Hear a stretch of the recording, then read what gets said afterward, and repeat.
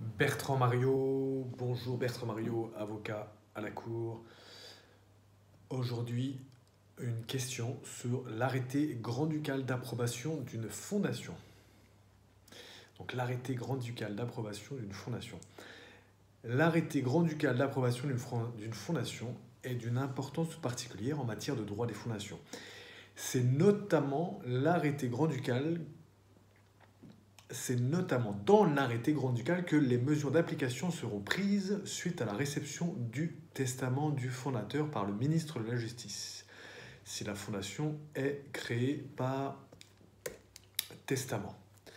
Aussi, les droits de la fondation remonteront au jour où l'acte de fondation aura été communiqué au ministère de la Justice pour approbation ou au jour du décès du fondateur s'il s'agit d'un testament, s'il s'agit d'une fondation par testament. S'agissant de l'octroi de la personnalité juridique de la fondation, justement, interviendra au moment où ces statuts seront approuvés par l'arrêté grand-ducal.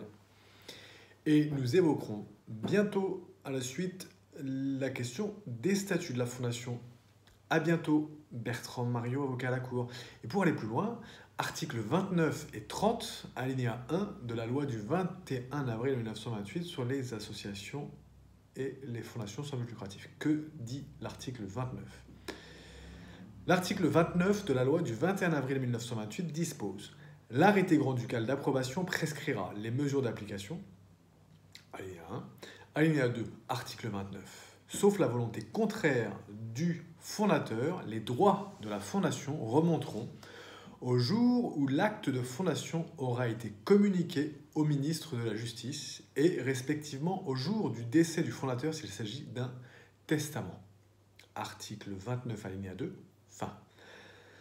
Maintenant l'article 30 alinéa 1, l'institution ne jouira de la personnalité civile que du moment où ces statuts seront approuvés par arrêté grand-ducal.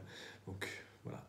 Alinéa 1 de l'article 30 de la loi du 21 avril 1928 sur les associations et les fondations sans but lucratif. Voilà, et à bientôt pour évoquer la question des statuts. Bertrand Mario, avocat à la Cour.